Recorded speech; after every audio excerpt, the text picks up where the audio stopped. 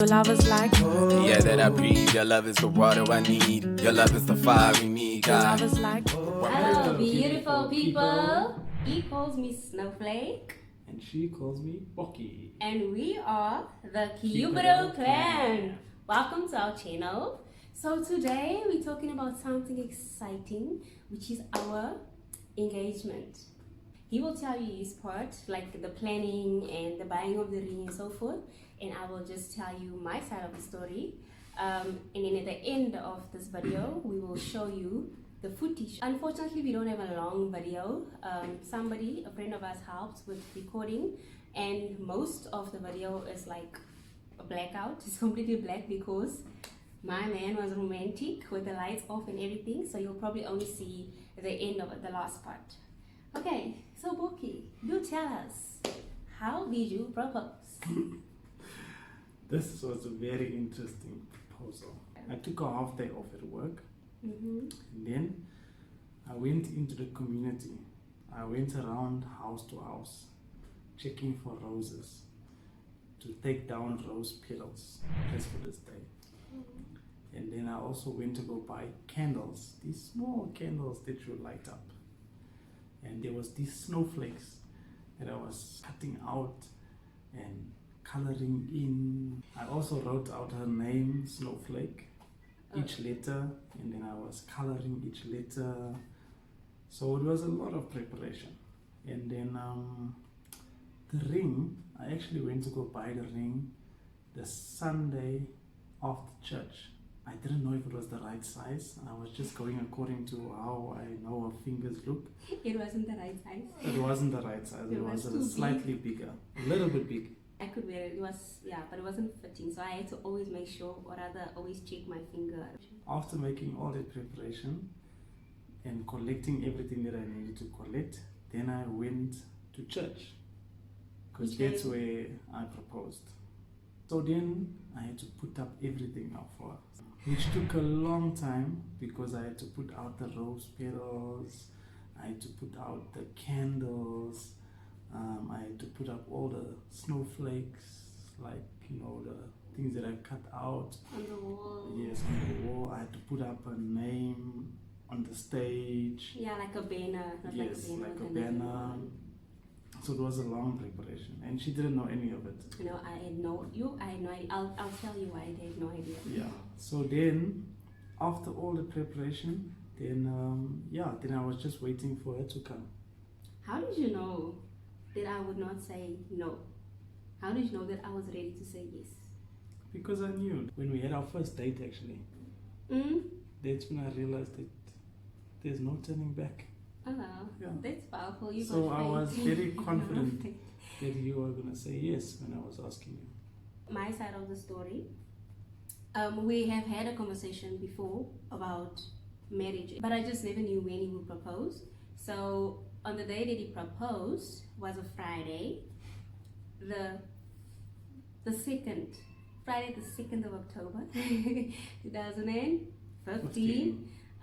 We normally have youth on a Friday, so the youth group comes together and we call it pickups. So that is the place or the area where we get picked up by a vehicle from the church. So I went to the pickups as normal, and mind you, I was wearing a tracksuit pants with palms, and the palms were not in such a good condition. I was completely unprepared. Fortunately, my hair was braided, so it didn't look terrible, because probably if it wasn't braided, it would have looked terrible. So as I was standing by the pickups, then one of our friends, she came. I think she knew about it because she was also friendly and saying that I mustn't check my phone. Eventually we got to church. It was empty, and it's in the evening. It's Friday evening, it's youth. Normally it's supposed to be full, right? People are outside socializing, having coffee. Okay, not coffee, maybe having juice because it was like summertime, because that's what they normally do before youth. So when we got there, I was wondering how there's so many cars, but it's empty. But somehow I didn't even really realize it. Like, you see something, but you don't really realize it, you know that feeling? And as I wanted to go, and she says, no, wait, pastor and them are busy in there. And I thought, oh, okay, because sometimes our pastors would have a meeting in the church.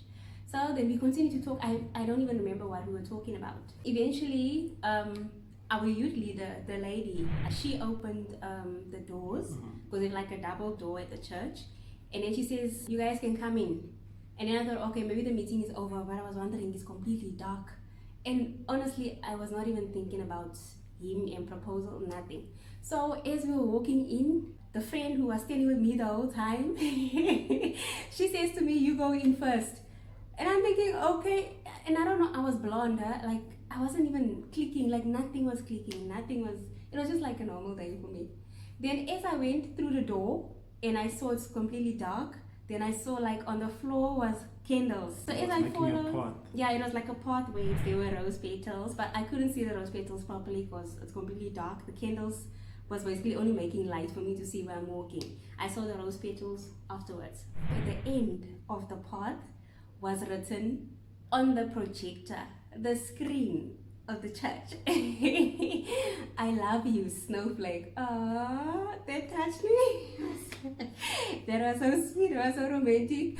And then I knew obviously it's him. I mean, you know, who else would be bold enough to tell me they love me when I have a boyfriend? And then I thought he's just surprising me because, you know, this guy has a way of surprising me. He always surprises me. He always surprises me. I'd always go to my workplace early in the morning before we start the staff meeting, and he would like drop something, maybe like a teddy bear was one of them with chocolates inside and a letter. He loves writing letters, love letters, and I believe it's so romantic, you know, when it comes from the heart and it's made with love. My colleagues at work even already knew him. They would even allow him in the mornings. The security guards, they would allow him in to go to my pigeonhole and put in stuff there. Which is very sweet. And then when I get to work, because this is now before marriage when we were still dating, when I get to work, open my pigeonhole expecting a whole bunch of paperwork, then I see the surprise. Then I think it was my youth leader or our friend, I don't remember, said, "Snowflake," by my name, "come," like, you know, come, because I was just standing there by the door. I was like, the whole time. So eventually I walked through the pathway, I followed the pathway, and as I got on the stage, I couldn't see anything, and then somebody eventually switched on the lights, and I looked around, and then I saw the whole youth members, but I didn't see him though. Then when I turned around to the actual stage, like behind me, then Bokkie came there, and he knelt down, and he asked me to marry him. I didn't hear him, because people were like, "Oh," I didn't hear him, but I saw his mouth moving. I could read his lips. And then I just stretched out my hands. No, she didn't stretch. She stretched out both her hands. Oh yes, I wasn't sure. You know, at that moment you're all emotional. You don't know what's happening. It's unexpected. So I stretched out both my hands, and then did you choose the right one? Oh no, I think I made something like this. Yeah. And then eventually I gave him the left hand, and he put it in the right finger. And at that stage, we were not kissing yet. So after he put in the ring, he got up and I just gave him a hug, and I just wanted to get out of there because I was so nervous, since I was like, you know, I felt like I was the center of attention at that moment. So I really felt uncomfortable, kind of, but in a good way. And I think it was just the excitement, you know. Friends of ours gave us some money, and they said we don't have to be in youth on that Friday. We can go out and we can celebrate our new journey. I just thought it was so cool, man. It was beautiful. They even dropped us off at a restaurant, and we were there celebrating, and I was just taking pictures of the ring. So that is our engagement, or how it happened. And now we're gonna play the short clip. If you see complete darkness, don't worry, the light will shine soon.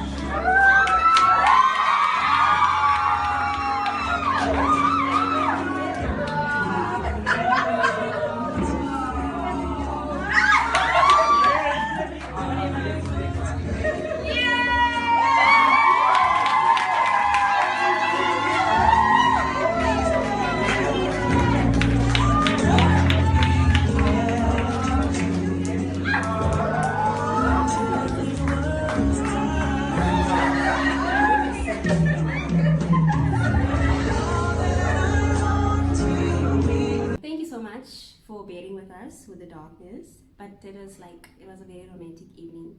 You know, the camera never does justice.